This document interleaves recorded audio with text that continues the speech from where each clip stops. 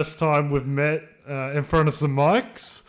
In case people are wondering, we did a podcast, 3 years ago? 4 years ago now? In the peak of COVID, really, when you think back on it. Yeah, called The Outspoken Show. It's very much Luke's podcast. Luke hosted.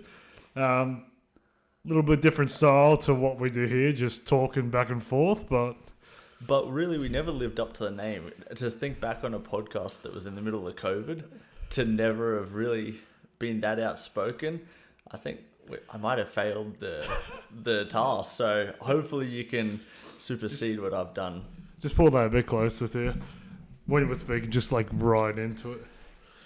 Yeah, yeah, we weren't really the outspoken show, were we? And people were critical of it as well. They did let us know. But, I mean, what do you expect? A couple of young guys just trying to figure out what to do. We, the style of that show was very much like almost like panel talk show, quick cuts, get through some topics. But it was a lot of fun. You exposed me to the idea that I could do something like this, like. Podcast is actually possible. You just got to start doing it. Yeah, my brother inspired me to do it. He sort of said, just, why don't you do one? And I was like, yeah, I guess. That's all it took. That was all it took. And it was a good way to open up the door to have more conversations with more people that you're interested in speaking to. We spoke to so many incredible athletes, many Olympians, many professional boxers, heavyweight world champion, people that broke the Olympic world record in swimming, Olympic gold medalists. So we spoke to many incredible people. Yeah, it's crazy to think back of how many, especially leading up to, was it the Commonwealth Games? Olympic Games 2022 in Tokyo. Yeah, we spoke to a bunch of the Australian athletes who were going there. And it was just kind of surreal just to think, what? But it was interesting because a lot of those athletes had a lot in common. You'd ask them different questions, but the answers would sort of lead back to the similar talking points on their preparation, their mindset, and their self-belief. Yeah, so there was a lot of overlap in the ones who, in particular, were like successful, or, I mean, all of them were successful to get to the Olympics. But what did you notice was the overarching theme or the core to a lot of what it was that got a lot of them to be successful? I think a lot of it was discipline, the ability to shut off parts of their life. There's a Conor McGregor clip where he talks about there's games of football going on, there's this, there's that. I don't pay attention to nothing else. It's fighting for him, and there's nothing else. And I think that level of focus is what's required to reach that top level where they almost have the horse blinders on, where they can't see any other peripheral activity, where they're just completely focused on their task. Zach Cook, the breaststroke, the one that won the gold medal, broke the world record, he was very disciplined, very focused, and I think that's absolutely what's required to get to that level. The removing of all other things that people tell you make a balanced life or make a life for them, they just shut that off almost completely. It's a difficult thing to recognize early enough for a lot of people to get to where these people get, because you have to figure that out at such a young age, especially to compete in a lot of the Olympic sports. Why do you think, or how do you think you get that awareness? So do you think it's passed on through like discipline from the parents, or do you think these people have something innate in them to be able to figure it out so young? I think there's a bit of a selection effect where the people that do well at 10 years old and are lucky enough to start at 10 years old, do well at 10 years old and get to the extra training programs and make it to the regional, the state, the national level at 10, 12, 14, they're reinforced by the medals they receive and the accolades along the way to keep going, and I think it just pushes them further down that path that it doesn't reinforce to those that don't get that recognition. So you think the success early on is a big factor in terms of the drive or the encouragement to keep going? I think so. I once overheard Mum say to, I think it was either my auntie or my grandmother, that Luke's good at saving money. And it created an identity with myself, and sort of I think the way that people that receive those medals at a young age create an identity with themselves, that they're a winner, that they work harder than others, that they deserve to be at that level. The hearing mum say that I'm good at saving money wanted to make that identity true. So it reinforced further saving of money. Do you think she was aware you could hear her when she was talking about that? There's a couple of moments like that where there was another time, and I remember this one much more distinct than the other comment, but she said to you can't say anything to Luke and that will bother him. And I was like, yeah, that's right. It seemed like an advantage, like a tactic, like you can't get me. Yeah, like it is you to be the one who's calm in every situation. It is you to be the one who saves money. Your identity's wrapped up in that, and it's from that reinforcement from mum. It felt like it created this shield and an armor and identity within yourself. So the encouragement from someone you obviously love and respect, like your mother, can help shape you towards that. I think so. I think that's certainly it. Do you agree? I think so. I think encouragement from people who obviously care about you, I think that has a huge impact. And especially if you get it young enough, it can shape you into, well, not into the person they want you to be per se, but it can definitely have an impact on how you see yourself. But there is that element where there are people who come from absolutely nothing. And it's an almost like antagonistic relationship with the world where it's, I'm going to do this despite everyone thinking I'm not capable. Like, are they the anomalies amongst the anomalies where they're just something in them? There's that innate drive and passion that maybe hasn't been reinforced. I don't think it's possible to draw conclusions because you'll have someone, and you'll have twin brothers who grow up in the same environment and dad's an alcoholic. One brother becomes an alcoholic, the other one never touches alcohol. And so these are people that grow up in the exact same environment that just respond entirely different to the same set of circumstances. So whether that's money, sport, addiction, I don't think there can be conclusions that draw that say, okay, just because someone grew up on the wrong side of the tracks means they won't lead a successful life. Yeah, that's certainly the case. There's examples from every background of people either getting out or not getting out. I actually heard, I believe it was Jocko Willing talking about it on a podcast recently, where he was talking about people who would go through the selection process for the Navy SEALs. And there would be a kid from Harvard who had two parents who went to Harvard, had what from the outside would perceive as all the privileges were a cushy lifestyle, but he gets through SEAL training. And there'd be another guy from New York State who's similar upbringing, who's had everything, every opportunity, every privilege that you could hope for, but he doesn't get through. And then by that same token, there is two people from the complete opposite ends of the spectrum in that regard, in the same thing, where one will get through, one won't. And there's no absolute route to getting there. And it's not necessarily the case that you can shape it through upbringing or whatnot. It's just some people at some stages in life have what it takes to do what's needed. And I think it's almost too hard to analyze from that point of view as to if they grew up on the right side of the tracks, will they be successful, will they not? If they grew up on the wrong side of the tracks, will they be successful or will they not be? But I think it's just easier to analyze and go, okay, what guarantees they won't be successful? And then you go, well, quitting, that's one of the worst things you can do. So if they're a quitter, they're not going to be successful. It's impossible. They quit before they get the opportunity to be successful. And so I think it's almost just to invert the thinking and go, well, what guarantees they won't be successful? Well, quitting, being a snake, lying, being dishonest. I think you can easily go through and go, well, these things will certainly make sure you're not successful. And that's just an easier way to judge. It's much easier to limit the negatives than it is to really drill into someone the things that you may not even know are definitely correlated with success. It's much easier to see what's definitely correlated with failure. That's interesting. I think that's probably right. Hey, if you can cut out the limiting factors as much as possible, what's not going to work, you give them every chance to figure it out. If you show up 30 minutes late to your job every day, will you get a pay rise? Probably not. Well, then we know that.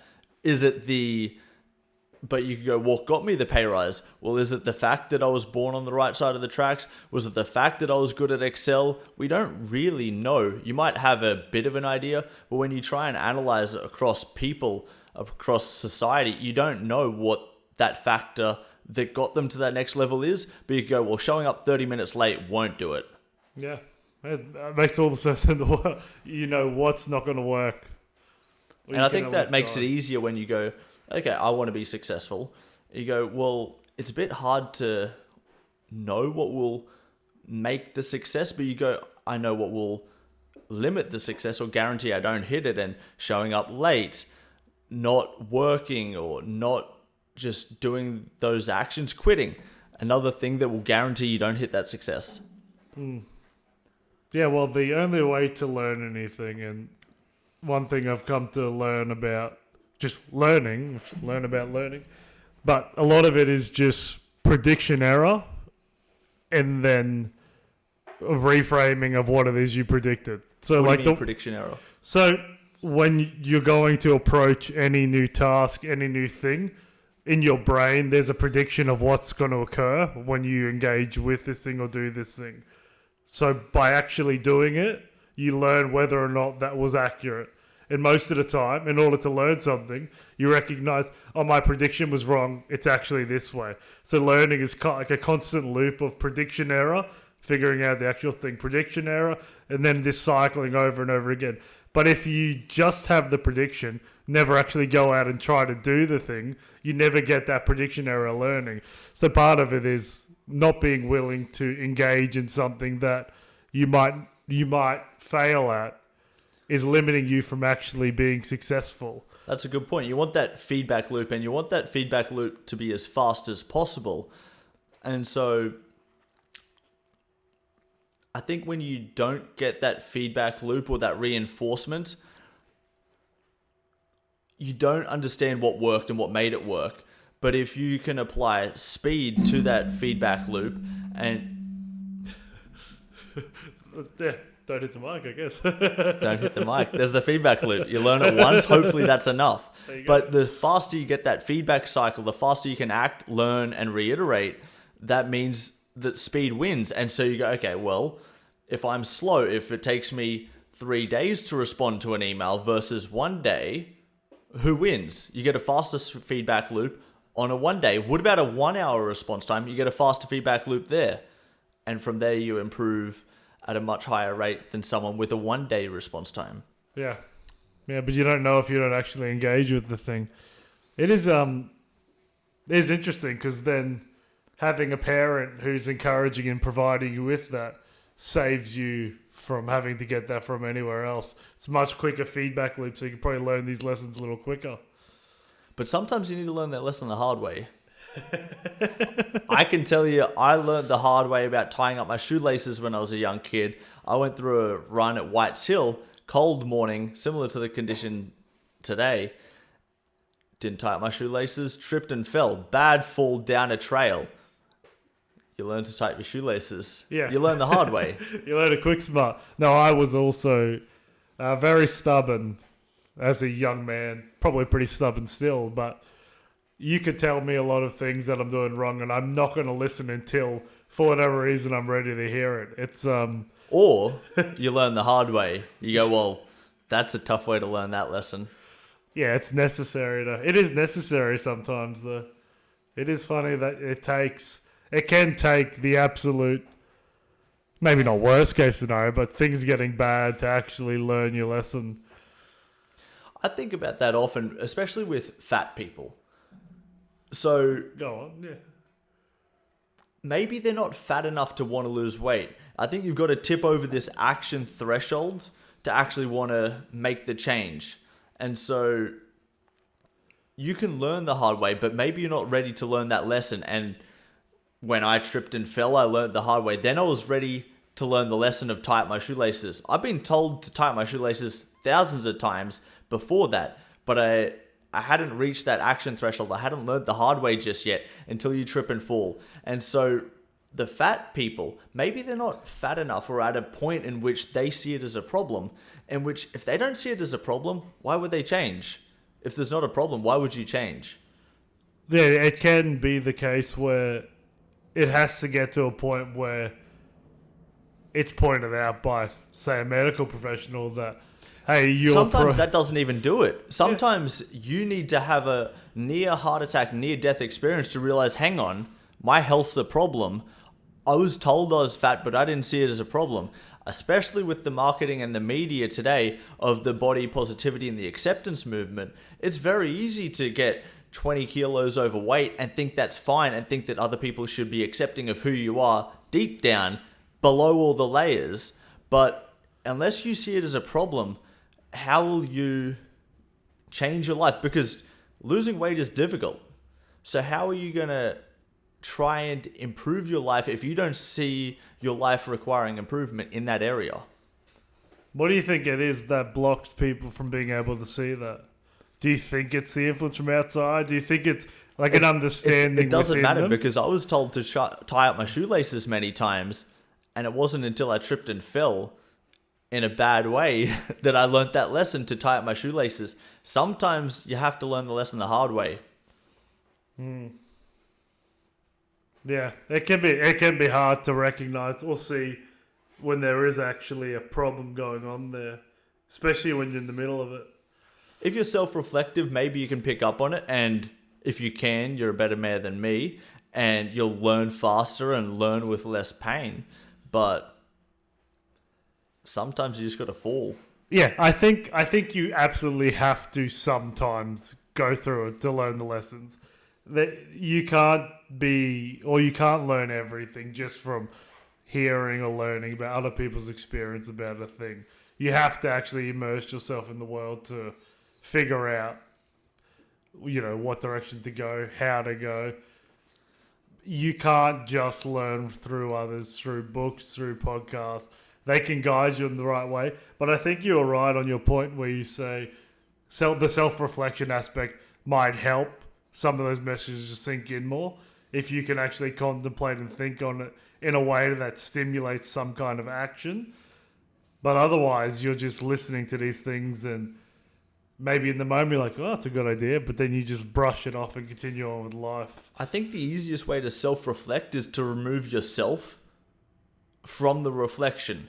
Because when you think about it, it's through a one-dimensional lens. But if you can think about it from a different angle of, what would my girlfriend think if I lost weight? What would my 50-year-old self think about it if I lost weight? If you can remove yourself and frame it from a different perspective and then ask yourself, you might be able to get a different answer. Because you today don't see an issue with your weight, but in 50 years' time you go, well, yeah, that person would tell me that it's an issue now and it's going to become more of an issue in the future. So now's the time to change. My girlfriend would actually rather, if I was in a better fitness condition, and they would say lose some weight. And you can reframe what you're reflecting on through different lenses. And I think that's probably the easiest way to do it, to get a different answer. And what you're doing is looking for a different answer. You're maybe not wanting to change your view, but you're looking for different answers and to debate them in your mind from the different perspectives and different angles and lenses. Is there any practice you have that, like, do you write, do you meditate? Is there anything you do to do this, or? No, it's just asking myself different questions from different perspectives. Okay, so this is the decision we're trying to make. Is it better to buy a new truck in the removalist business, or is it better to hire someone full-time? Okay, so from what perspective is it better? Is it better to service customers to have another truck, or is it better to have another person? Okay, financially, is it better to have another truck, or is it better to have another? So you got to look at it from different angles. And you go, okay, well, for my ego, that's typically what I default to. Is it better to have another truck or another person? Well, look cool to have another truck because then I can post about it. But really, you've got to look at it from different dimensions and then separate the noise and then make the best decision possible. So part of the self-reflecting, part of the contemplating, it's a more a wider scope, you're doing a better job at looking at every perspective in terms of trying to solve a problem. And that problem could be something in your life that you know is an issue that needs changing. Do you think you can get caught up in looking at it from too many different perspectives, get into a loop or a spiral where you're just contemplating so much that you're not actually doing anything, you're just thinking about what to do next? Sure, I don't have that issue. I have a bit of an action bias because I like speed, make things happen quick. Should have been done yesterday. Got to make a decision. I'm still trying to get all the information, all the pieces, and make sure I make the best decision possible. But the decision should have been made yesterday. Quick, hurry up, today, get it done. And unless you're getting new information, you're probably not improving your decision-making process. So it's time to make that decision. That's interesting. I'm probably the opposite in terms of I'll think I have a tendency, less so the past few years, but very much growing up, there's a tendency to think a lot before acting. And that in itself can be just, it can stagnate you, right? You can just get paralysis by analysis. You don't actually put a foot forward and start doing anything. And you just get caught up doing the same shit over and over again. The default or the action bias, as you said, I think you learn a lot more quicker that way. You get that faster feedback cycle because you go, I made that decision. I was so wrong. But then I learned that what the right decision was. Okay, can we adjust? Can we move some pieces around to correct my decision? Oh shit, that was wrong too. We got to move to left it again. And then you're sort of pinballing your way through. But if you can get those fast feedback loops, you can pinball your way through. Eventually, you hit the side, the left, the right, and your line straightens and you move towards the correct direction that moves you closer to the goal. But the point is taking that first step. Can you move too fast? Probably, but just keep up. It's better. It's better that way. It's better to move too fast and make the lots of little mistakes. I think as well, you got to be honest and go, okay, this is a big decision. There's a lot of consequences. It's not that reversible. And so didn't learn quickly. Yeah. And so when you go, okay, choosing someone to marry, that's reversible, but not very. So you got to be a bit careful. Yeah, so obviously... What to lunch today doesn't fucking matter. Did you eat or did you not? Doesn't even matter. You'll survive regardless. Yeah. Ordering your priorities. It's determining early enough what it is that requires more amount of thinking. What just... You shouldn't be thinking about, just do it. Who cares? Some things don't require thought. It doesn't even matter. Yeah. What have you learnt from... So you've started up a removalist business, best way to describe it? Yeah. So what have you learnt going from being like an employee for other people to now self-employed and working in the industry you work in now? Speed wins. I think ultimately the faster you can get back to someone, the faster you can get an inquiry, contact that person, get a quote to them, speed wins. I think the faster that you can plan, the faster that you can recruit people, market, advertise, because at the stage we're currently at, it's mostly just me. But the faster you can do all those things, the faster you can move forward. And you're ultimately just relying on yourself. But the point is to try and do it in a way so that you could, when you're doing it, visualize how you would explain someone else to do and trying to do it in a replicable way so that it can eventually be passed on. And that's what I'm trying to do. We're still at a very early stage, just less than a year we've been operating. So much of the business still relies on me, but using Upwork, which is a great way to hire people in other countries, to delegate, to say, okay, can you please make these videos for content? Can you please help with the website here? Doing what you can to Upwork, especially just using the Australian dollar as an arbitrage for time, to buy a bit of your time back, to say, okay, well, at least I don't need to spend 4 hours editing these TikToks, which is important for the business, but now I can spend the 4 hours on another aspect of the business that requires me more. Is Upwork like a platform? Is that like a term? Are you choosing that as a... No, Upwork is a website. It's a freelancer website. No different to Fiverr. I think there's probably a few others. Yeah, ones where you can just get people to do the jobs that you don't necessarily want to spend your time doing because it's more important you're elsewhere. And use ChatGPT. Use all the tools to your advantage. I think the way that AI has changed knowledge is completely transformational. I don't think many people will be getting a pay rise anytime soon, because I think anyone that runs a division at a company will go, actually, we don't need 3 people for this division. We need 1, and that 1 person also needs to be good at using AI, using ChatGPT or whatever other AI integration that is. 1 person can do that job. And now all of a sudden, you've got 3 people that were in that division fighting for 1 job. So the price of that job goes down because you've got price compression. So I can't see a way in which people are getting a pay rise. I think it's difficult to be in the employment force at the moment. And that was one of the main reasons that I wanted to not be employed by a company. It was I didn't see pay rise coming. And what does a pay rise even look like? You work hard, you do some overtime, you do great work, and then you get an extra 10K a year. And that's 120 a week, say, after taxes. And what does that get you? That's $5,000 a year. In 10 years, you're at 50 grand, but the way inflation works, it cuts it down to it's only 25 grand. And that doesn't change your life. And so it became really difficult in my mind to try and break out of, I guess they call it the rat race for a reason.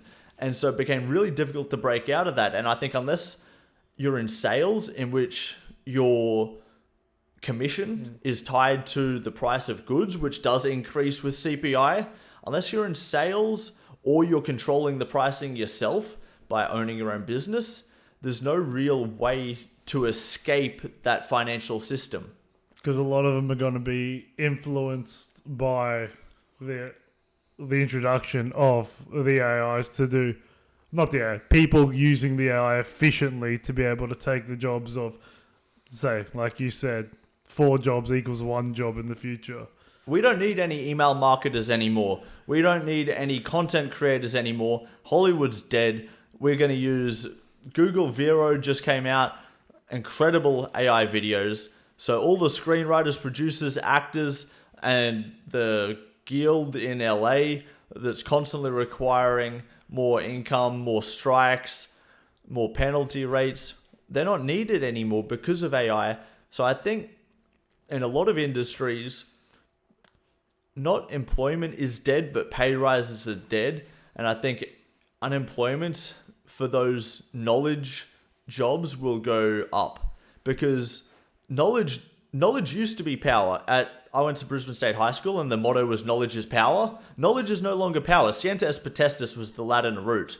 And knowledge was power hundreds of years ago, when before the printing press, you had to go to the church to speak to the priest to get your questions answered about philosophy, about geography. But since the printing press, it democratized knowledge, so anyone could print and spread information. But if you had that knowledge, it could then be passed on and used. But since then, it's sort of trickled down and become less effective. And now that with AI, you knowing something doesn't really set you apart, because I can find out in 15 seconds by asking ChatGPT. Now, sure, in many cases, I understand that you still have an advantage, but knowledge is not what it used to be. Knowledge is not really power anymore. Skills is power. Can you fix things? Can you build something? That's power. I think skills is on the rise. I think skills are much harder to replace. We've seen the videos of those Optimus robots being able to complete tasks. I think skills are what will set you apart still in today's day and age, I think. And the other interesting thing about skills is it allows you to barter. So you could go, okay, I'm a mechanic, and what are you? You're a carpenter. I'll fix your car, you build me a deck. We don't even need to pay each other. We'll just swap. Now there were no taxes, no credit card processing fees, so you've cut out all the middlemen. So now you're rich. It's a throwback. Yeah, we used to barter potatoes. What do we have? Eggs. You've got sheep. We'll trade. But I think bartering based on skill is what will set you apart in today's day and age. Or in the future. So with all this technology, we've just gone back to a system. Knowledge doesn't matter anymore. Knowledge means nothing. Stop reading the books because I can get a summary in 15 seconds. It doesn't matter. You've got an incredible bookcase there with phenomenal books, but I could take a photo of that bookcase and say, give me a 5 dot point summary on each of the books in the photo, and I'll get it. So now I can talk about the books almost as well as you can, because maybe you don't even remember all the points in the book, but I can find out very quickly. You could as well. But knowledge doesn't really mean anything. And so people are going through uni still, and I was one of them, that got the degree. But the liberal arts, the degrees that teach you to think, business, that doesn't matter. The frameworks, the theories don't matter anymore because they're all on AI. And your ability to think does not trump AI's ability to think. And AI doesn't require the pay rise you do. AI doesn't require a holiday. It doesn't require super. It doesn't have employee drama require HR. It doesn't have all those things. So knowledge is not what it used to be. Do you think in the creative realm, though, I know you said before, we don't need Hollywood, we don't need movies, we don't need books, but do you not think that the way in which a creative human can think, it's going to be difficult to replicate in those models? And as people, there's something within us that can innately know. You're talking about the 1%, the innovators? Sure, very difficult to replace right now. They're usually the ones who make all the shit, though. Completely.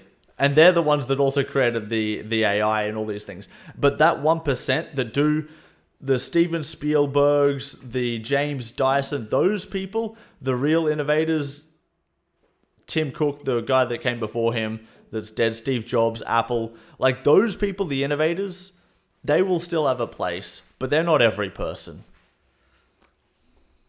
No, but the ones who create the things that are truly impactful, they've always been the 1%. I just don't see a world where... Do you think in 20 years from now, will we be watching a movie that was produced in New York, LA, Godzilla just got filmed in Brisbane? Do you think we'll be watching a movie that got filmed in real life, or do you think we'll be watching one that got filmed in an AI studio that maybe required some human intervention or oversight, but it didn't require shutting down the city for filming permits. It didn't require a massive camera crew. It didn't require 20 editors to edit the footage. It didn't require actors. Do you think we'll be watching that movie or the AI movie? I think we'll be watching the movie that requires real act. I think there'll be both. I think you are right. These things will become a part of the world. But I think there'll still be a market for real people doing things. I think there is something I think theatre might be on the rise because that's impressive. Watching something unfold in front of your eyes is impressive. But something that's pre-recorded, what does it matter? I think there's something that you can't replace. We'll see.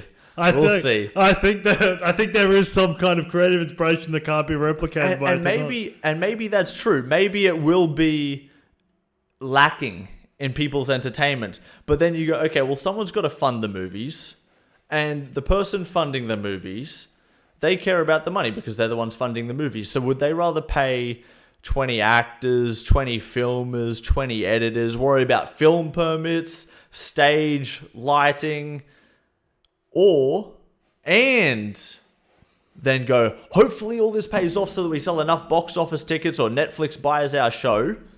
Or will they go, let's go with the sure bet that only costs $10,000 to run through this AI. If it doesn't work, in 2 weeks we can produce another one and then throw that out again? Because you got to go, it might be lacking the human creation of movies, but what's going to be paid for? It's not a pretty picture you paint there. That sounds terrible. but who's going to pay for it? Because it's a massive gamble. And that's why you're seeing all these sequels and They're continuing the story because the producers don't even know what's going to work anymore. So they're trying to use a franchise, a sure bet, to make sure that because they're funding it, they want it to return money. And they're just relying on sequels, brand names to try and return the money. And so the fact that they're going with sequels and franchises to produce movies shows that they don't have confidence in the movie returning money. So what are they going to go for? Yeah, the fact that every movie is a sequel, it does make it very difficult to watch or care about anything that comes out. That is true. But there does seem to still be a place for original ideas. And also, there's a lot of great movies out there. Who's to say we're going to do better? Because a lot of people will argue the golden age of movies, the golden age of Hollywood is over. There's a great library and archive of movies out there. Maybe that chapter is done, and maybe, like the chapter of theater is sort of done at the moment, or you're saying it's coming back. It might come back, but in the way that theater got replaced by movies in large part for that genre of entertainment, maybe this chapter of actors acting in movies is over, and we'll shift to either AI, or maybe we do move back to watching something unfold in real life. Maybe we just start to just listen to music as our form of creative interest, because I don't know if you can replace movies, sure. No, there is some impact you get from like a really good film that sticks. There's something very human about the stories that actually connect. What movie are you referring to that was made in the last 10 years? 10 years? Last 10 years? I'm not the guy to ask just because I've been like zoned out of watching every new movie that comes out. Because they haven't made any good ones in the last 10 years. It's a good movie. Gladiator 2? It was okay. Most people give it a 7 out of 10. And that's still a Gladiator 2. And that's still a franchise. That's a terrible... The Gladiator 2, I'm not even contemplating watching. Last 10 years, yeah, it's unfortunate you've asked me this just because I've been zoned out of movies lately. But I still think there is potential for great film. Like, there are TV shows made on... There are TV series that have connected with people. Like the Game of Thrones franchise. That was within the last 10 years. That's great. That's like one of the greatest series that's ever... How much did that cost to produce? Probably a shitload. It's famous for how much it cost to produce. I don't even know the exact number, but it was in the millions per episode. And so, yeah, that was a great financial return. But are people still willing to place that bet? Because that's the thing. You can also say retrospectively that was great. But for someone to actually want to make it happen, they need to justify it financially. Yeah, so money wins.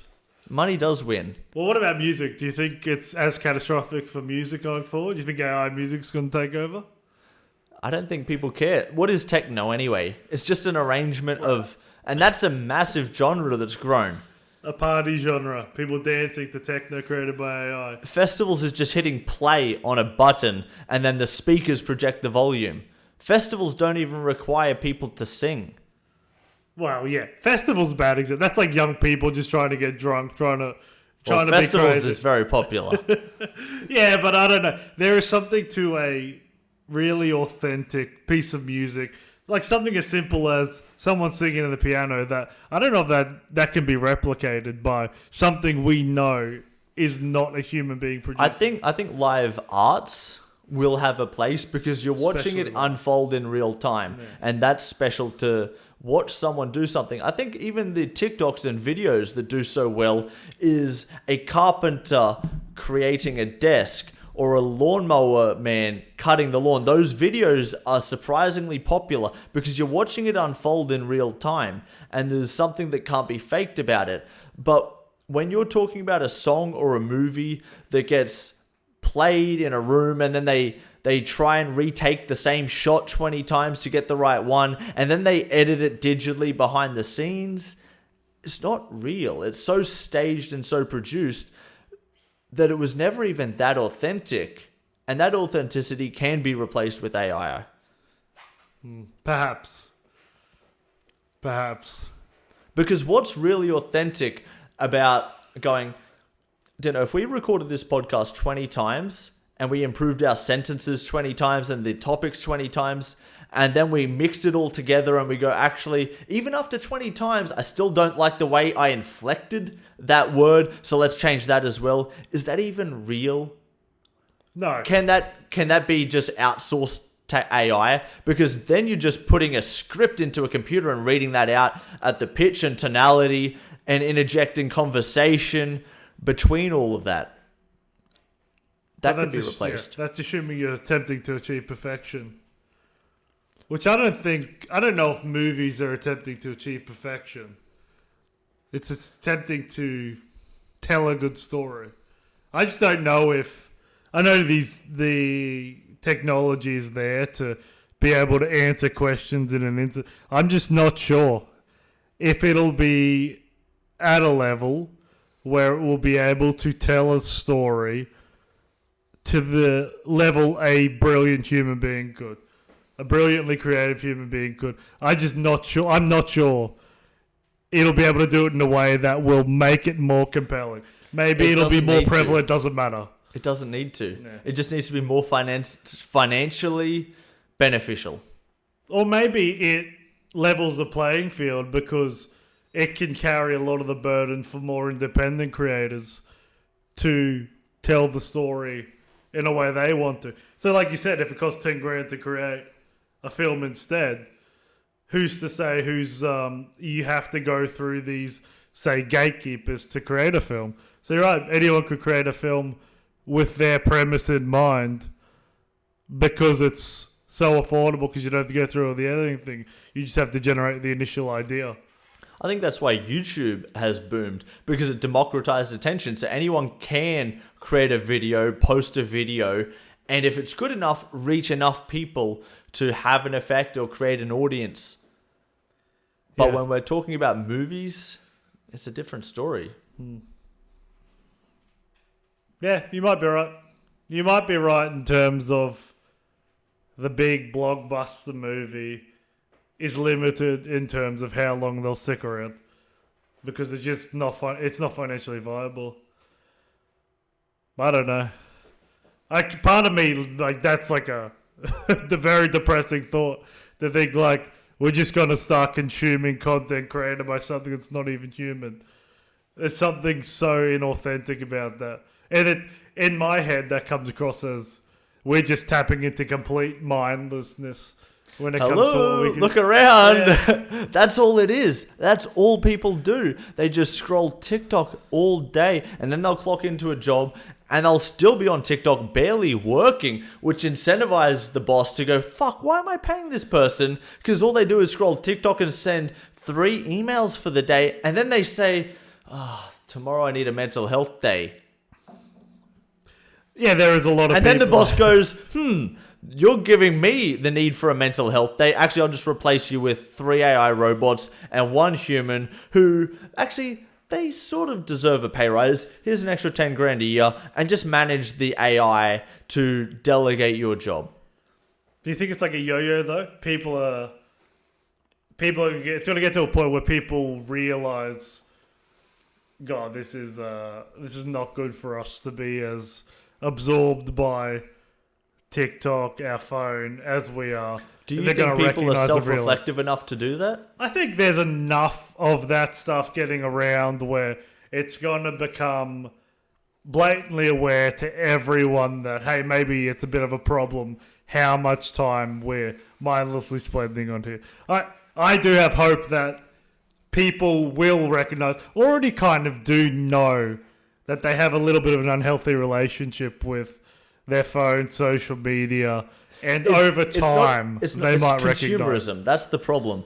They just sedate themselves to the point where they can't take any action. All they do is consume. No one creates anything anymore, barring a few people who do stand out. But it's consumerism. It's you go to work, you consume a few TikToks, then you come home from work, and it's all consumption. It's TV shows. It's junk food. It's all consumption. They're not creating anything.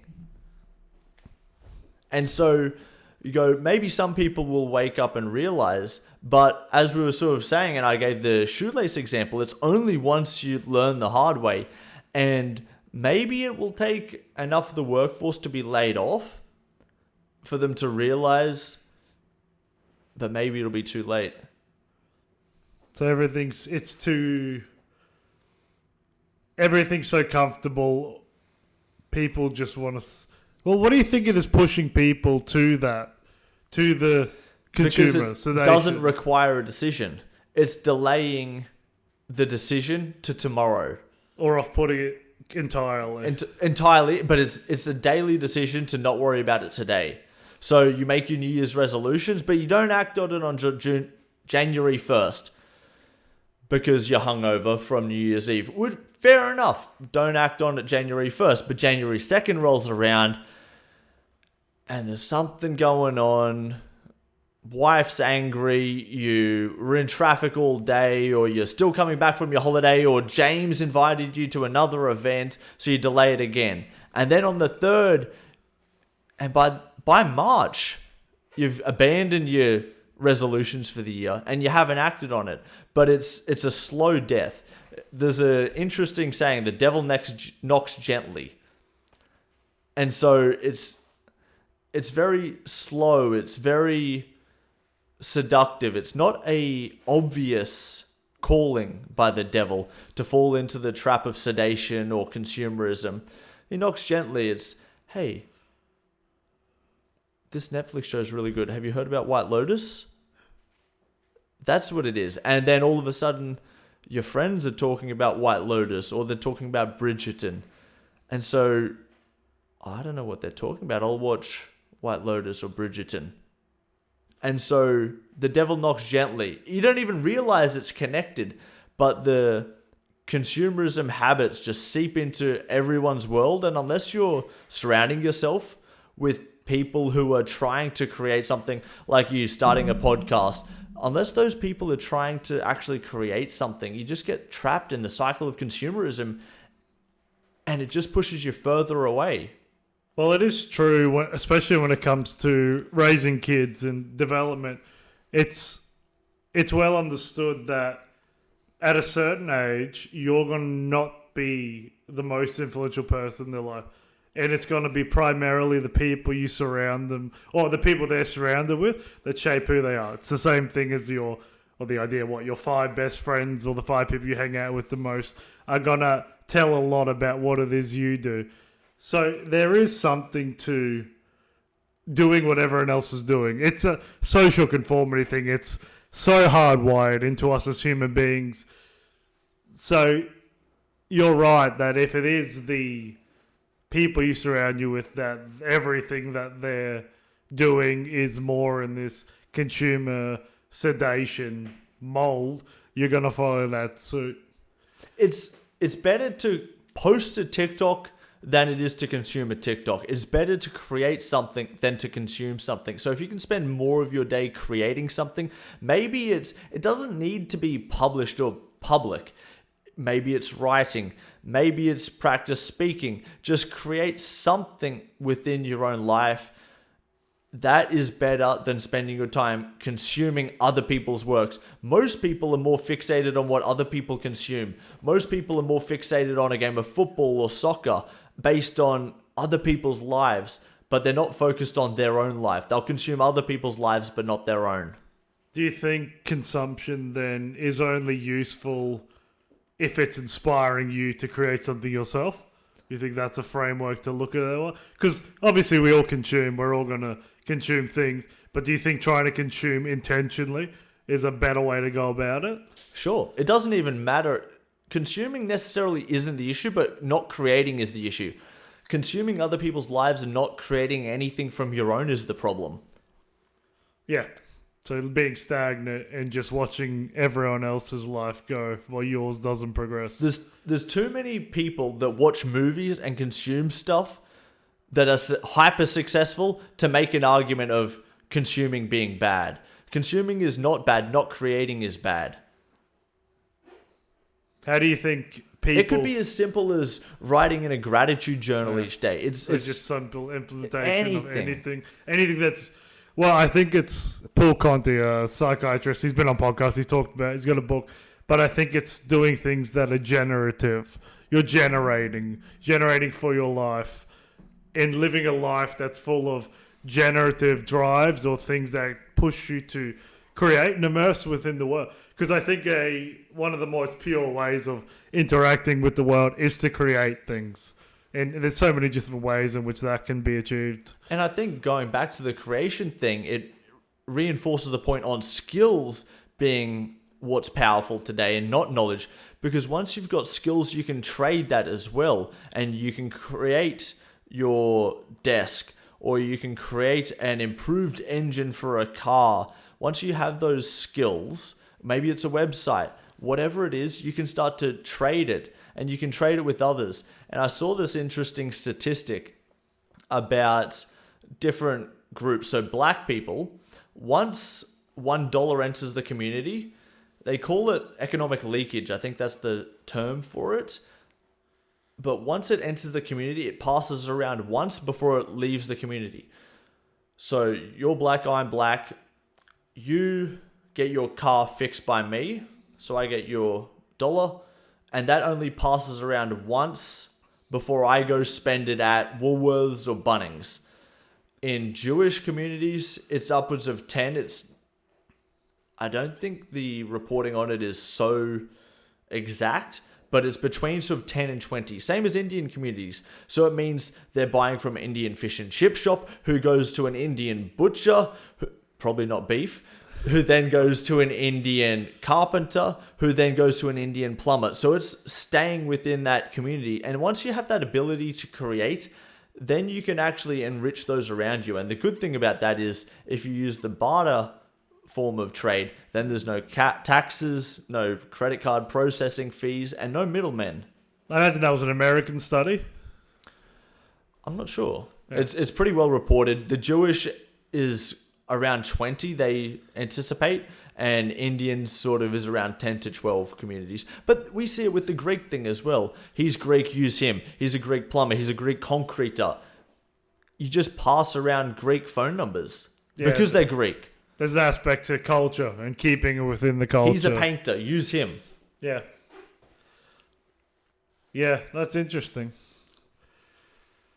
Yeah, so having the skills and creating value. It's about creating value, right? You're creating within yourself value that's useful to the people around you. Knowledge doesn't matter. If you come to me with the framework of improving efficiency through HR policies, I don't care. But if you say I can fix a car, I can paint some walls, I can concrete, then you go, okay, well, I know what I could use you for. You're valuable in my life. I want to know who you are. You're someone that I'd like to have in my circle because you got value, you're useful, you can create something. And if I can offer value to that person in return, that's a great exchange. So perhaps knowledge is useful, but it's not as useful if you're not able to apply it practically in some way. Is that more of a... What good is a framework or a policy? Well, maybe it can help you conceptualize something and express to someone else how to do the thing they need to do to be better. I need a plumber. I need a carpenter. I need a painter. Well, he's going to learn how to do it from concreter. somewhere, Luke. He has to learn. That has to be passed on. But those are through apprenticeships. No, well, which is like it's sharing. through hands-on learning. Unless we're talking about doctorates or lawyers in which you do need the formal education to pass the knowledge on, but you also need apprenticeships as well.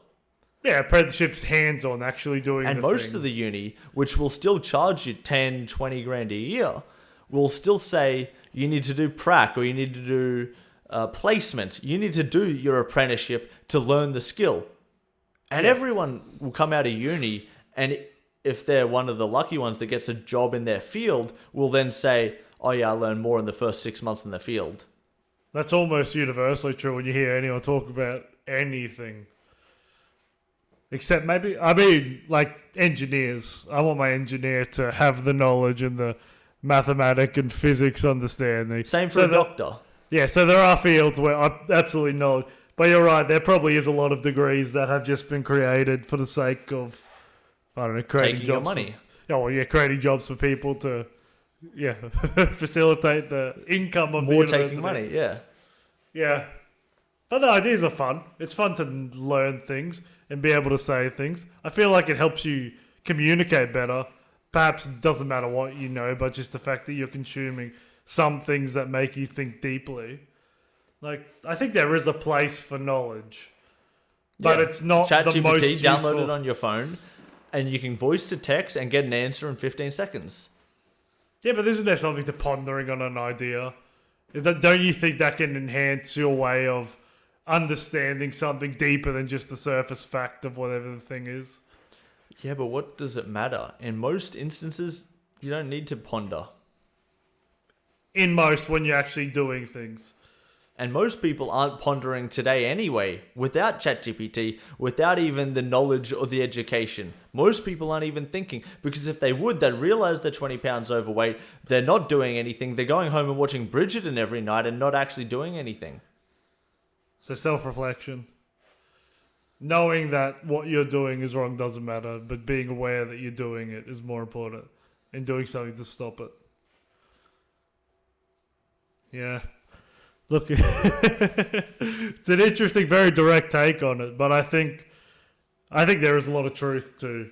Yeah, we have access to all the information that we already did with internet, but the way that these large language models process and deliver the information to, it's so digestible. It's so easy to figure out how to do almost any, at least menial tasks. You can do everything around the house. You can do anything to just like service your car yourself. There's so much information that's readily available that you're right, you don't have to keep stored in your head. So I'm not a handyman, and when we're doing removal jobs, sometimes we'll see different bolts or different assembly methods for various beds or whatever it might be. Maybe I don't know what it is. I take a photo on ChatGPT, say, what am I looking at? How do I disassemble? It'll tell me. Done. Right. Now I know. I've got the tools. It'll tell me the tools. It'll tell me the steps and the processes. And now I know. So knowledge is somewhat useful, but it doesn't separate you anymore. It's not the separation. It doesn't put you in a better spot. Unless you can act on it and use that knowledge, that's great. So in my business, I am setting up Xero to do the accounting. And I don't know nothing really about Xero or accounting. So I screenshot chat onto ChatGPT, say, what's this asking me? What do I need to do? And then it'll give me the answer. And then through that quick feedback loop, I'm able to do a decent amount of my bookkeeping to a decent level. Now, you still need an accountant to make sure it's all ticking boxes and whatnot. I'm certainly not an accountant, but at least I'm close to educated, or I'm asking insightful and educated questions to the accountant, because the time it took me to self-learn was fractionalized with the help of ChatGPT. So you're able to do a lot of the busy work and obviously save a lot of time in that aspect. And money, because it costs a lot of money to hire a good accountant. You can ask it any array of questions. Has it been like completely accurate up to this point, or it's close enough where the accountant's picking up on it? Well, it's one of the things you don't know it's not accurate, and you probably may never ever know if it's not accurate. But so far, so good. Yeah, it's been useful, and that is also what you get an accountant for. But the accountant's probably using ChatGPT as well, because they're also a regular person who did a degree, but they're human as well. There is something to, I believe it was Lex Friedman, podcaster, but also a doctor in probably, I think, some kind of software or mechanical engineering. But he had a lot of conversations with people in the AI realm, and they've been talking about programmers. They're not going to die off, but learning to program with the assist of AI, these large language models, is going to allow you to do the work of 5-10 programmers. So it's not useful, it's necessary to learn how to do that. Have the fundamentals. You need to know how to do the programming from scratch already. But if you can do it, and you're one of the first people to adopt the aid of AI in helping make it better, quicker, you're going to be able to outperform basically everyone else in the field.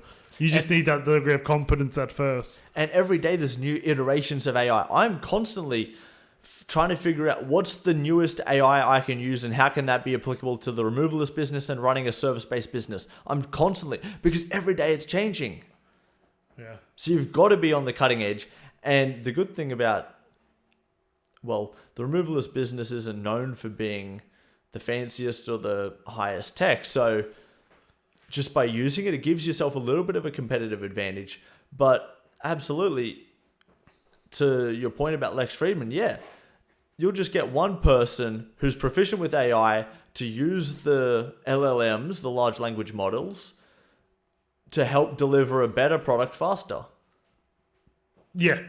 And just to facilitate doing everything faster. Product, whatever it is, fixing, problem solving, you're able to do it all. And so that replaces the job of 5 people, say. And so as a thought exercise, maybe that one person gets a pay rise, but it replaced the job of 5 people. So does it get a pay rise by 5 because of the 5 people it replaced? No, it doesn't. So what happens to the other 4 people that don't have a job? Well, yeah, where you saying just as a large economic thing, where does the money go? What happens to it? But I think I think it's probably since World War II, there's been a great middle class in Western countries where you can work a regular job and buy a great house and live a great life. But I'm not sure if that will continue. I wouldn't be surprised if we return to no middle class, just lower and upper class. And that one person who takes the job of the 4 others moves into that upper class because they get a pay rise because they've taken the job of 4 others. So congratulations. Here's an extra 30%, but not a 500% increase because you took 5 people's jobs. But here's a 30% increase. And then the other 4 people are without jobs. And so then they go down the scale, down the financial scale. Do you think there's a reality where instead of the one middle person, class gone? Yeah, but do you think there's a reality of the one person taking the job of 5 or all 5 of them adopting the capacities of AI and we're just generating so many more interesting things? Do you think it will not scale in that way where one does 5? No, you got 5 people who are doing the work at 25, but there might not even be 25 people interested in doing this thing. So we're just having way more output. So that's an interesting point. And Elon Musk said this recently. So he gave up on Doge, or Doge ended, or he stepped away from it. Oh, really? I see. I'm not, yeah. So his conclusion was it's impossible to bring the spending of the US government back to a reasonable level. It's easier just to increase GDP output. So he concluded that instead of trying to cut the spending, it's easier just to make sure we raise the GDP to a level that keeps the debt at bay. And I think his conclusion is through the Optimus robots and through AI, they can increase the GDP and the output. And does that require humans? I'm not sure. But will the GDP increase because of the robots? Probably. Yeah, it certainly will.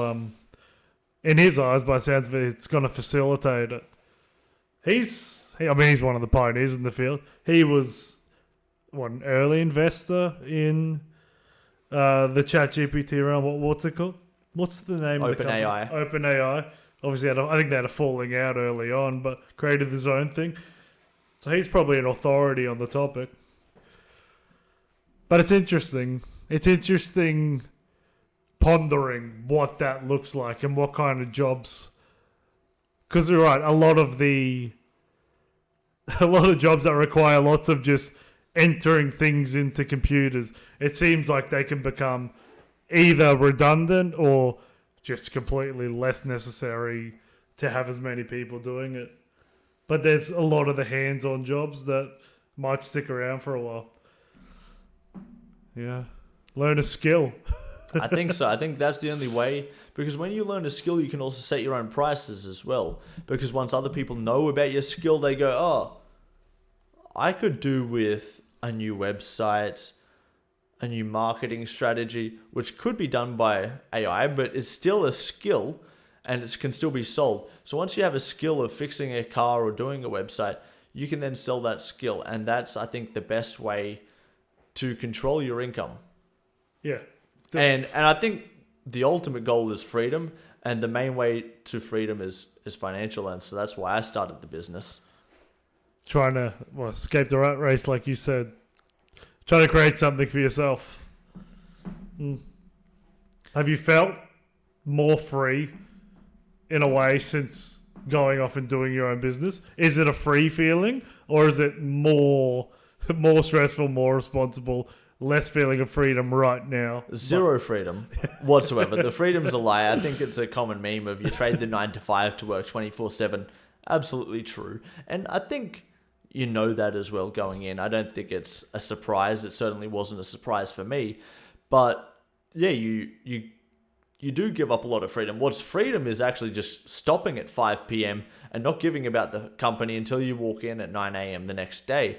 But what's more fulfilling is actually just being able to know, well, the reason I'm fed tonight is because I created the money which paid for the food. And that's a very fulfilling feeling. And that is a liberating feeling. And it does give you a sense of freedom, but it doesn't give you the freedom of time. It certainly can. And that's certainly the goal. I think when you look at freedom, there's mostly just time and money. Location freedom is what's talked about more recently, but time and money freedom is the main types of freedom. And so when I was in Canada for almost 2 years, about 2 years ago, and I was cycling to work quickly because I was running late to work at a restaurant to serve tables. And I would always have to cycle through this. It was like a food bank area where it was constantly just homeless people, people on drugs, a very depressing and sobering sort of area, but they weren't sober. Well, yeah. And I looked out and these are just people lying on the grass in a park, completely sedated out of their minds, but they had nowhere to be. And I was late. And if I showed up late, the manager would be angry. I'd have to have a conversation, blah, blah, blah. And so these people had time freedom. I didn't have time freedom. I needed to be at the restaurant 2 minutes ago. So these people had something I didn't have. They had time freedom. And I was trying to get money freedom, but I don't have it now. I certainly didn't have it either when I was trying to make it to the restaurant. So when I go, I don't have time freedom or money freedom or location freedom because I need to be at the restaurants, technically, the person who's homeless in a park but got nowhere to be is more free than me because they've got time freedom. Now, I wouldn't trade my life for theirs because I think when you've got a bit of vision and a purpose, you make that trade. But metrically, they had more freedom than me. They had time freedom. I did not. I didn't have money freedom. They don't have money freedom. So do you think the pursuit or the desire to be free is not the ultimate goal?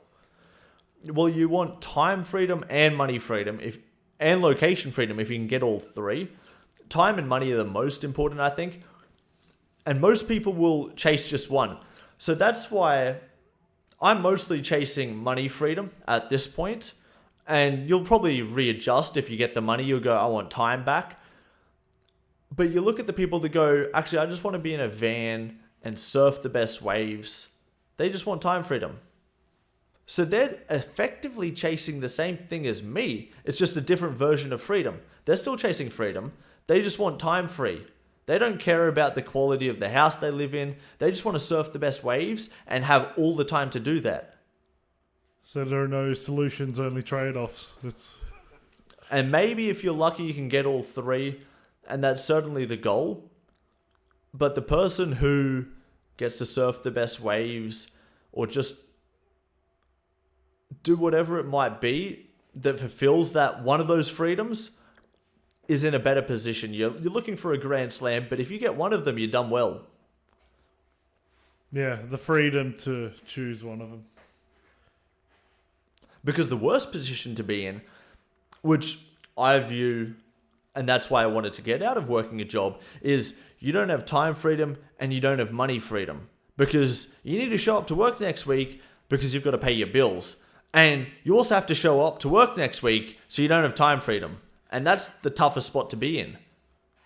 And the difficult spot about that is when you don't have time and you don't have money, it's also hard to break out. So it feels like a trap, which is why they call it the rat race. Like you're on that little the wheel, because you need to take another step forward, because if you don't, you'll trip and fall. But if you take another step forward, you're still on the rat race. Yeah. So there's something to responsibility being fulfilling. So having the absolute freedom to do what you want when no one depends on you or no one needs you isn't necessarily the most fulfilling thing. Do you agree that then if you had all three, time, money freedom, location freedom, and no one depended on you, is that a good place to be? Or you would still want some sort of responsibility to feel satisfied? I think you also want to be depended upon. I think it's a good feeling for me in my business when someone goes, "Can you help me move my house?" And I say, "Yeah, that's what we do. We can help with that." That dependency is a very gratifying feeling. When people come to you for help, when people come and ask you a question, you're very happy to answer it, generally speaking, because that person depends upon your response. So dependency is important, and it's something you certainly want, but you want those freedoms as well. So you definitely need to adopt responsibility to get to a point where you're even in a position to have 1, 2, 3, all of those freedoms. I think it's a necessary step, at least to feel fulfilled. Because you could probably have all that if you were given everything, right? You won the lottery, you end up being able to have all those freedoms, but perhaps not the fulfillment. Probably the same for the trust fund kids who end up going off the rails. They're just searching for some kind of fulfillment because they have all those, they would have all those freedoms, right? But they don't have anything fulfilling them. They don't have anything grounding them. So it's not everything to have those. You have to adopt some kind of responsibility where people depend on you for something to feel gratified. So freedom's not ultimately everything. Well, if you're a trust fund kid that gets time freedom, money freedom, and location freedom, and you still feel ungrateful and that's not enough, you're a brat. Because seriously, do you not think that it would be hard to understand anything else though? Like you are... It's hard to place a value on it. It's hard to place proper value on things generally, I would think. So is there not some degree of empathy for that person? Like, I can see how, if I were in that situation, when you were in that situation, I could have done the same thing as you. I could have gone off the rails. I don't think I would have ever gone off the rails. Even if just born into absolute trust fund, you didn't have the right guidance from the parents. Like the prime example is the childhood celebrity who inevitably, it seems at 20, 21, 22, they just completely lose their minds. Well, we're seeing a lot more examples of that don't as well at the moment, because TikTok has made so many young people successful. Look at Mr. Beast. He's maybe 25 or 26 now, but when he was 20, he was mega famous, millions of subscribers on YouTube, and I wouldn't say he went off the rails. No, he's one example. So yeah. I think there's a lot of examples of people now, because of YouTube, because of TikTok, that have been young, got fame in their early 20s or late teens, and stayed on the rails, relatively speaking. They're on a straight path. But do you think that... No, I mean, a lot of them are also still quite young. So, and we don't actually know what goes on. But, I mean, yeah, we've only got the example of mostly people in Hollywood, musicians, these types, where a lot do fall into it. But there is the phenomenon. There's plenty of research looking at this notion that when you're born into wealth and you're born into it, your rates of feeling satisfaction in life and happiness, they're not necessarily higher than someone who's not. It's a different kind of mentality. It's a different kind of stresses. And you may be unable to... I think what part of it is you do feel like a bit of an imposter. Because you have access to everything you could ever want, but you didn't have to do anything to get it. I think there is a part of it that perhaps with your values tied up in something that you're not actually creating yourself, so it was all just given to you, you're unable to properly process what that means, and it can be completely overwhelming. And it's a recipe to just go off the rails. Certainly, but I don't think if you're put in that position, why would you tell yourself that story? Do you think they tell themselves that story? I think it's an outside perspective that maybe they realize that after going through.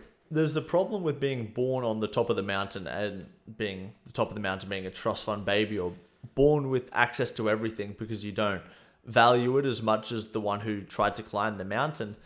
But you could try and climb your own mountain or a bigger mountain. Do you think the drive to do so? I think it comes down to parenting.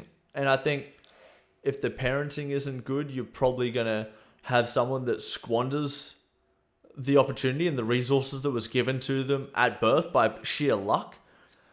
But I think with good parenting, they can reach bigger mountains. You can instill the drive in them young enough. The saying of you're standing on the shoulder of giants. So you can still stand on those shoulders and go higher. And I think it comes down to parenting. And so I think you made the point earlier about your kids and the teaching being outsourced to other teachers or those that they hang around with. A lot of those trust fund kids, the parents hire nannies. So they're outsourcing from a young age everything that person learns to people getting paid $30, $50 an hour. And so I think with bad parenting comes bad children.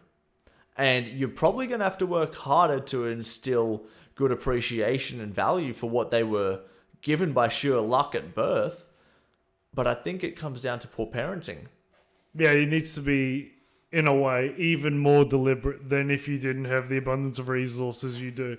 Because it's a conscious effort not to let them go down that path of ungratefulness, not being able to value what it is they have. Because it's also a perspective. Because from our position, we can go, okay, someone that was born into a family with a net worth of 100 million has so much.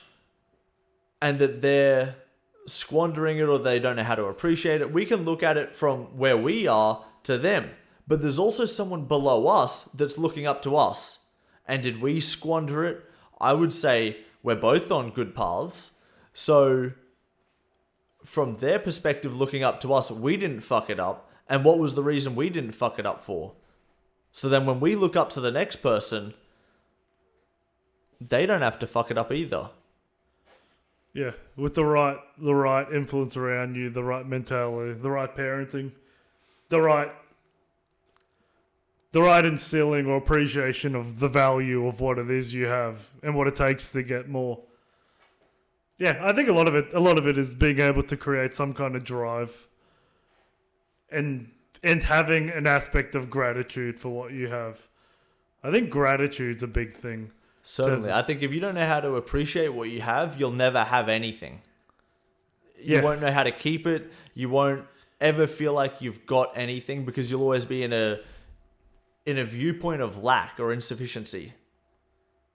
Do you think you need some of that though? In terms of, do you want to go through a phase where gratitude isn't there because you just want more and more? I don't have this, or is it better to have that through line of being grateful every step of the way just to keep you from perhaps going too far into I need more? I think you need to have gratitude no matter what. You can still be honest and say, I want this and I don't have it. But I'm super grateful for the health, the friends, the family, and their love and support that I do have.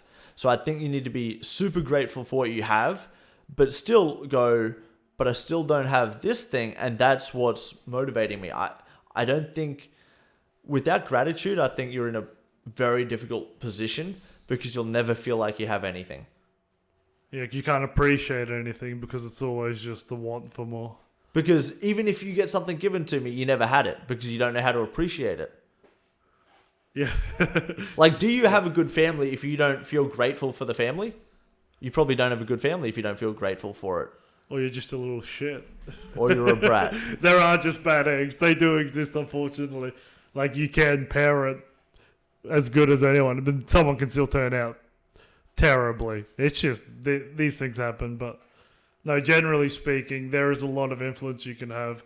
And even the decision of, like, what school the kids go to.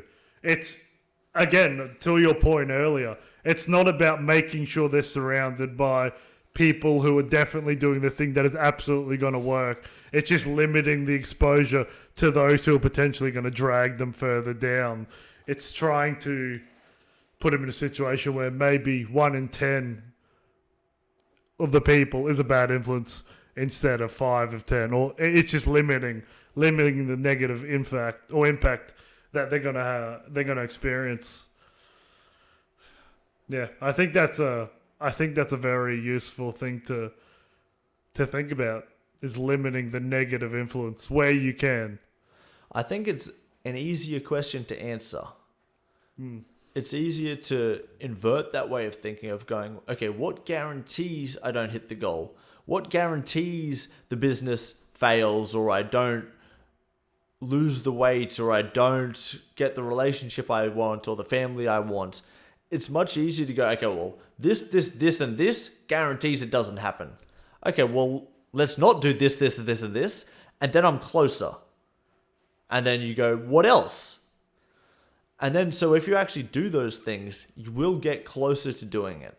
Yeah, it's easier to just tick the boxes you know you can tick right away, just to ensure you're not going to get worse, you're going to stay there. What can I now do? It frees you up. There's a lot of analogies going on in my head, but again, in the developmental psychology realm, you want to create a space for your kids that's safe for them to play freely. So all you're providing is enough of a grounding and a barrier where the absolute worst thing can't happen, but then you let them go off and be free. So you're just providing the bare minimum of structure. So, hey, you can freely go explore and play, and that facilitates the most growth. You're basically limiting the negative to facilitate the propagation of the positive. When you say create a space for them to go play but limit the negative, what is the negative, and why is that bad for that to happen? So essentially it would be they're not in a situation where the absolute worst thing could happen. So they're playing in the front yard. You make it so they can't access the road where they could get hit by a car. So like you're just absolutely limiting the worst case scenario, but you're allowing them to fall over, to social dynamics, work out how to play with them. That's all facilitated. That's fine. You're not telling them what to do. You're barely even watching and observing them, because kids will know if you're just watching. And whenever anything goes wrong, they'll come to you and ask, oh, well, this person did this to me. Can you tell them off? No, as your job as a parent who's trying to facilitate independence and real growth, your response is kind of always, you got to go sort that out with them. You work out with them what you're going to do. I'm not here to be the arbitrator of everything that happens in this free play scenario. I'm just here to make sure you don't get hit by a car. Beyond that, you guys sort it out. So you're just providing the safest area for them to freely explore and play. What else are you implementing with kids to make sure they've got good growth and development? So again, you want to periodically reward the good things they're doing. So one of the things that's I found the most interesting when it comes to reinforcement learning, and this unfortunately is what gambling companies use, especially when they're making poker machines. It's variable reward cycles. So there's no structure to when you receive the reward. But every now and then, at a random time, you'll receive positive feedback. So they do the dishes 1, 2, 3 days in a row. You then congratulate or reward them on the 4th. Then you do it on the 5th day. But then you wait another 6 days. So there's no way of actually predicting when it is they'll get the next reward. But they know at some point a reward's coming. So that is a good way to reinforce a really good behavior, is to just randomly reward what they're doing. Why is it not every time?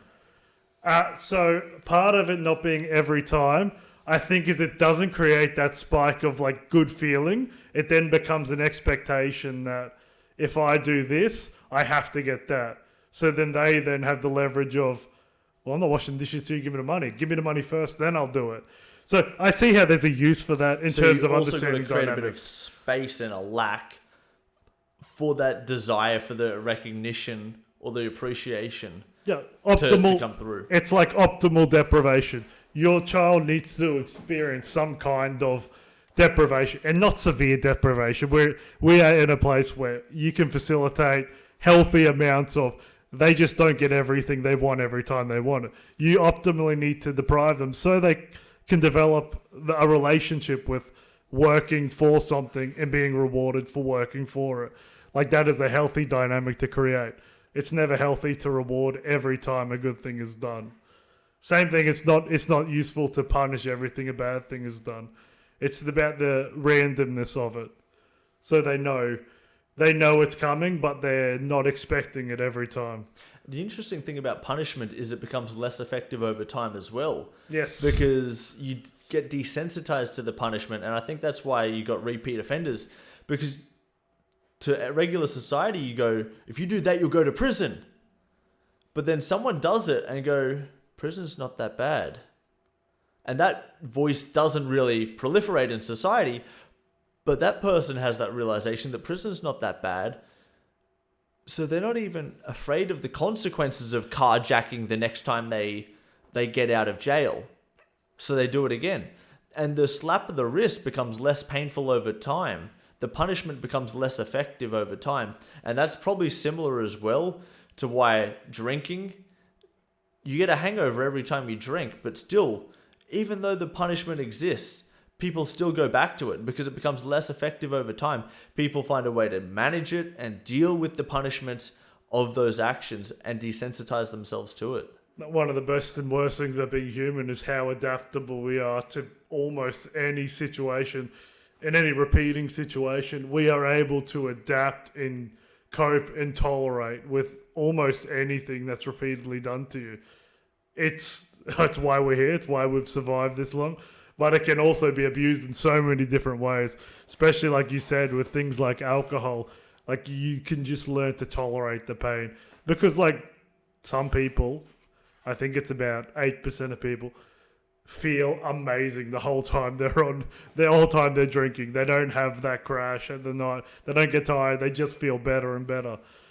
And I mean, if that's the case, you're going to tolerate a little bit of a hangover the next day. If every day you feel great, but it's amazing. We're able to adapt and tolerate so many things, and good and bad. And that's why it's the same kind of circuit it's working on, the good and the bad, peaks and droves. It's the same thing. You can tolerate good and bad. Because threats don't really work when they're overused either. No, they don't. They don't. It becomes empty. And once you threaten someone, the idea of the threat being inflicted on them, their mind starts to visualize that actually applying to them as if it were to. If you were to say, don't do that or I'm going to shoot you, tough example to use on a podcast. Please. And you'll go, don't do that, don't do that. But if I keep saying that, you go, or what? And now the threat has no value. It's empty. You've taken the gun out of my hand. That's, like you said, it's an extreme example, but it's, when it comes to just parenting, if you say don't, and they keep doing it, and you don't follow through with some kind of punishment, it doesn't have to be aggressive, it just has to be the taking away of the toy or whatever they're doing. You have to follow through every time you say something like that, or else they learn you're full of shit pretty quick. And then you lose it. You lose them. It's very hard to get that back if they don't respect you, the power of you saying, no, don't do that. You have to follow through. So you're better off saying nothing if you're not going to act than you are to just out of frustration say stop, and then it's like, oh, whatever, I'll leave it. There is nothing worse. It'll just make life harder and harder for you with that kid, because they learn. One, I don't trust what dad says. For starters, like, He says he's going to do something. He doesn't follow through with it there. So who knows how far that or how long that goes for into adulthood. Do they always have that thing where it's like, he says shit all the time, but he doesn't actually follow through, good or bad. So there's that. And two, in the immediate moment, you're not going to stop them doing anything because, again, they know you're full of shit. You have to really follow through. So it's a bit of a difference when it comes to punishment and reward. Reward, you variably or you randomly reward good behavior. Punishment, you don't overdo it, but when you do threaten it, you follow through, or else they don't take you seriously. These are very hard to implement, but they're very simple just to think that's a good approach. Let's just implement that. It's very simple, but it's very difficult. There's an interesting clip I've seen of Mike Tyson being asked in an interview if you could email Cus D'Amato, who was his trainer, who died just before he became the youngest heavyweight champion of the world, who basically rescued him out of jail and trained him up and basically became a father figure in his life. When asked what would he ask Cus D'Amato in an email who's now dead, he goes, "How'd I do?" And he'd placed so much dependency on that validation. I think it's a bit of the lack of validation and the sporadic bursts of it that tell you on the right path, but there's a bit of lack, so you're craving that validation.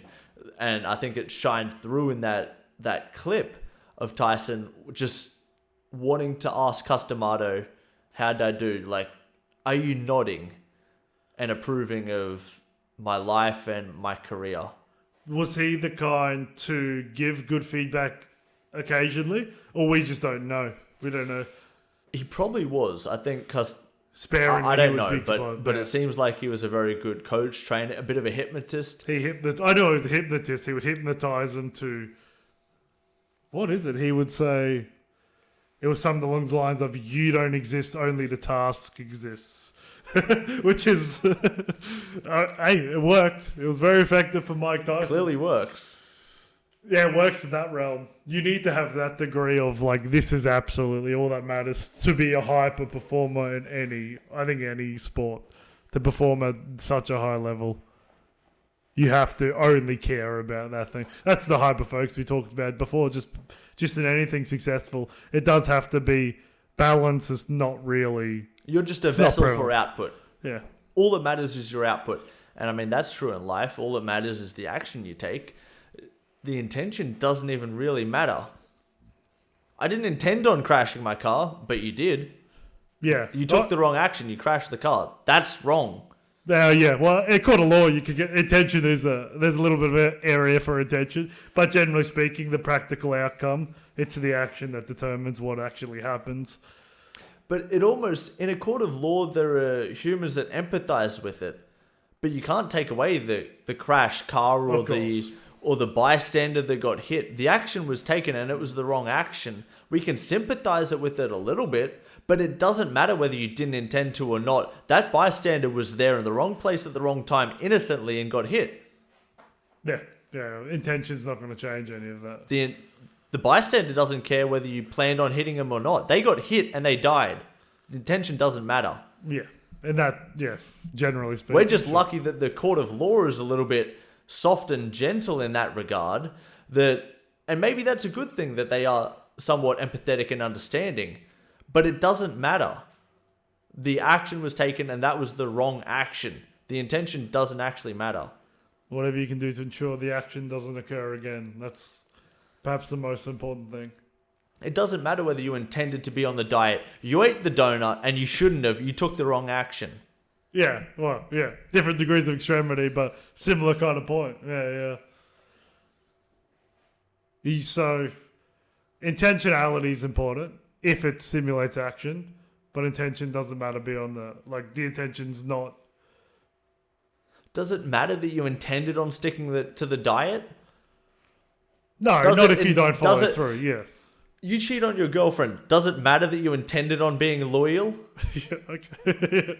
Yeah, no. I don't think it does. These are fine examples. Very hard to respond in an adversarial way. Yeah. Yeah, no, I think you're right, Luke. I think you're right where it comes to action is the most important fundamentally. But it's the most interesting useful. because in a court of law, the person didn't intend on killing someone, and that it's better to not intend on killing someone than to intend on killing someone. Sure, yep. Because if you intend on killing someone, you're a worse person. And that's why the degrees of murder you be charged with is different too, yep. But is that the right response? Probably. I think it probably is. It probably is. Because if you intend to, you're more likely to, I reckon, intend to do it again. But then you're removing accountability from the equation. Because you're no longer accountable for the action you took. So should you be driving a car if you're not 100% accountable? Because you can not intend on crashing the car, but crash the car, and it not be your fault, kind of, sort of, because you didn't mean to. Like, can you hold people to a standard of absolute perfection? Because so many things can go wrong. You asked for a driving license. You bought a car. You wanted to be on the road. Yeah, but like there could be circumstances where Completely. it's unfortunate and it just happens. Yeah. Completely. You could be hit from behind, and then that nudges you forward to get into a bad position, which crashes into another person or another car. Example. Yeah, that's right. But Should you be held accountable? No, you shouldn't be held accountable if someone hits you and then you hit someone else. I'm sure you were a part of that thing, but you didn't do anything. Even your action, like you getting hit and then you moving and so on, that's not your action. That's you being, I don't know, the world forcing itself upon you and then you going to someone else. Completely agree. But now we're crowding the courts to decipher, should someone be fully accountable for the car that they chose to drive? And now the court has to decipher what your intention was, and we are removing accountability from people. But if you don't have that process of deciphering, what do? You just make everything black and white. Action, punishment, that's all. I'm not sure that's the better way to do it, but that is a clear way to do it. You're responsible for the car you drive. That's I feel like that's like a tyrannical dictatorship would certainly implement such a rule to ensure that things are done swiftly and to enforce the kind of rules they want to enforce. It worked in El Salvador when Nayib Bukele, the current president, I think it is, or prime minister of El Salvador, they locked a lot of people up because there were a lot of criminals. And I think that was a good way of doing it. Now, they probably got some innocent people in the process. A little bit of a bunch, from what I heard, there's lots. I think so. But the country was a mess. And in order to clean up the country, they need to quickly convict a lot of people. Now, some innocents were implicated in that, and that's bad, and that's super unfortunate. But from a people-to-people level, that's wrong. But from a higher-up level, what's better for the greater good? You got to have that debate. It's a different perspective, looking through that different lens. And now, I agree with the example of the person who gets hit in the car from behind, who then is forced to hit someone, should be treated a bit more leniently. But I'm just raising the point of removing accountability from people. And sometimes you've got to look from the greater good of creating the black and white, creating the clear rules. Perhaps in super extreme circumstances, which I think it was. I don't know. I'm not even going to comment on what it was like in El Salvador prior to that. But from what it was put forth, it seemed like they were in the dangerous extreme country in the world, or one of them. Yeah. So in extreme circumstances, maybe there's a place for it. In a place like Australia, if someone hits you and you hit someone else, plenty of time to try and decipher who is actually in the wrong. Yeah, so things have to get so bad before you can force that kind of action into being practical or even useful, I think. So then we can add in priority to the mix, because we're on the same page about the person who didn't mean to hit the person because they were hit from behind in the car example. But then we go, hang on, this case is being deciphered in court over numerous days to decide whether this person should be held fully accountable and what their intention was. But the next case to appear in court is a murder charge or a violent carjacking, where just by the brief of the case is much more violent. Is it more important to get this case in the courts sooner and faster so that we can get to the truth of that case? Because there's a lot of cases that are not getting through the courts. And I mean, the number of robberies, I mean, we live in Brisbane and in Camp Hill, in Coorparoo, the number of robberies, violent robberies, carjackings in the suburbs is insane. I'm in those community pages every day. There's CCTV. Do you have CCTV of Chatsworth Road at 6:50 in the morning? That's where those community pages are. And so you go, sure, it's good to treat this person leniently, but I want this person who was involved in the violent carjacking into court sooner. So implement ChatGPT in some way to accelerate. We've got to use AI. Yeah, where's AI? Is AI being implemented? Let's outsource the criminal conviction process and the justice system. I have heard it put that perhaps eventually a completely disconnected from human emotion arbitrator of all things, the best prime minister, best president ever would be one who's able to just objectively look at what is the best for the most amount of people. I don't think that'd work. No, I don't think because so the either. people that would allow that system to... No one in those positions would hand over that power. Well, that's one aspect of it for sure. Yeah, the power. Who's going to hand over the power to a machine? Unless they're the one person who learned to control the machine. So I listened to a podcast. I don't know what podcast it was, but it's an interesting point about democracy versus dictatorships. And so America, I guess you could say, is the largest and most powerful country in the world. And the enemies of America are China and Russia and North Korea, I guess, for a bit. But dictatorships. And the reason that dictatorships, or a major reason that America has an issue with dictatorships, is they can't control the leaders. In democracies, they can influence foreign elections to decide who they want the leader to be. And so when you go, would these people really want to outsource their jobs? Because they're currently handpicking the leaders of foreign nations. Or at least attempting to, whether or not they're successful. Well, I think they do a pretty good job. Yeah. No, well, the people who have the power often do not give it up willingly. No. And democracy is not really freedom. It's picking one of two options. In our country, for sure. I think some Scandinavian countries, maybe they've got 3 or 4 options. But yeah, it is usually a 1, 2, 3 party system. Pick a You're number. not choosing Pick a number, blindfold. 1, 2, or 3. Yeah. What's is the that difference? freedom? Yeah, it's the illusion of choice at the very least. It's you like can pretend you. It's like you're having ice cream. That's been decided. What color do you want? Red or blue? What flavored ice cream? Raspberry or blueberry? But yeah, as people, we like having very few choices. It makes us feel better about the choice we make. But is that freedom?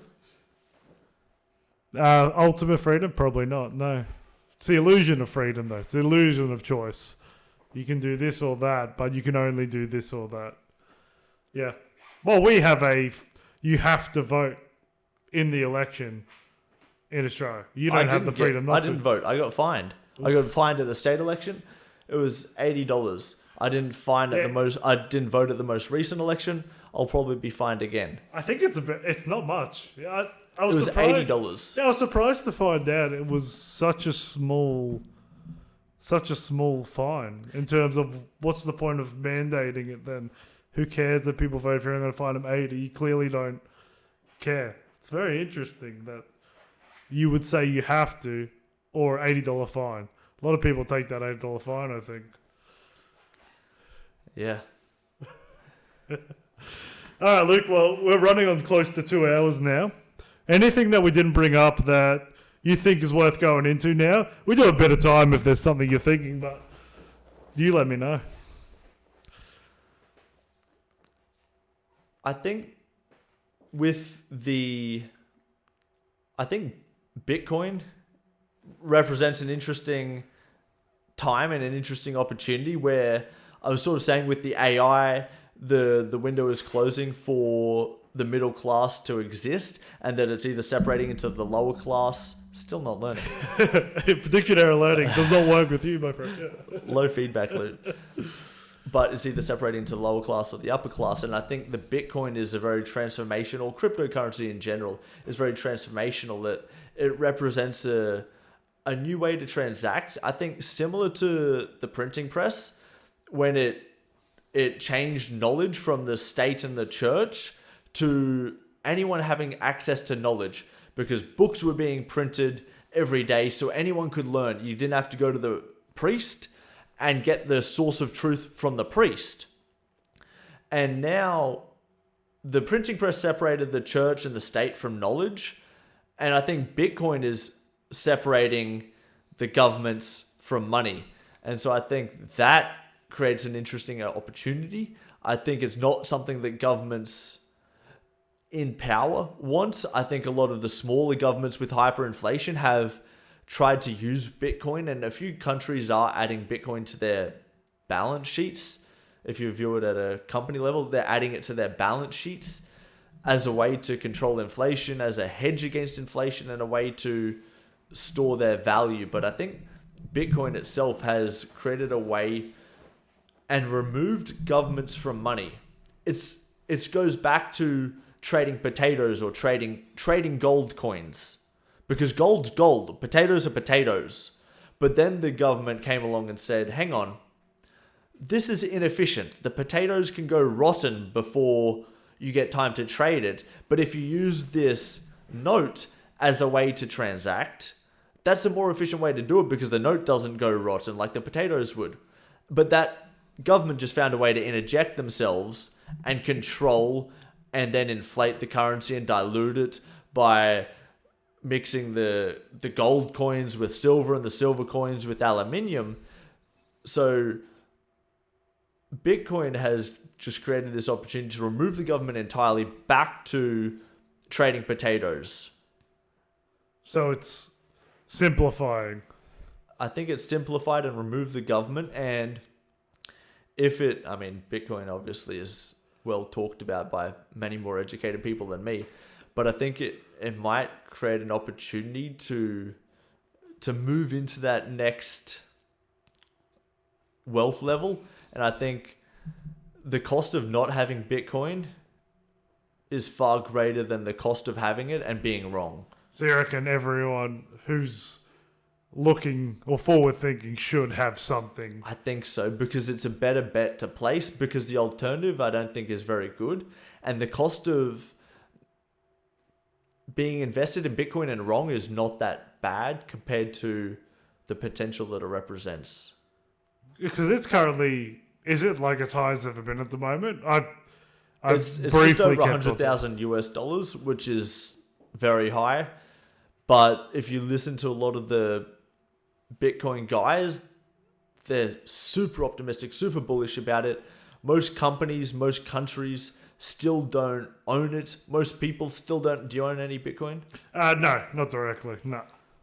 A lot of people still... Should by sounds of it, yeah. Well, I don't know. Do your own research. I could be very wrong. Yes. But I guess the larger point I'm making is it's interesting the way that Bitcoin has separated the government from money.